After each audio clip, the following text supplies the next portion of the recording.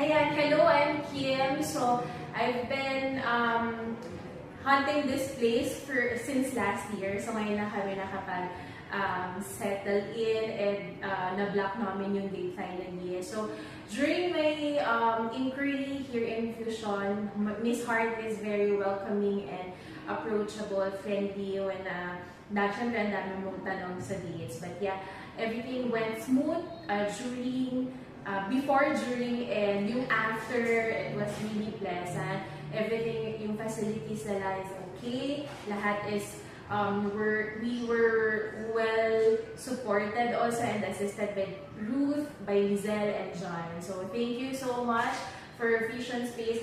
Maybe the other comments lang, make more fusion spaces pa para mas madami kaming mabuo kasi the place was really nice. So, thank you so much! Good job, guys!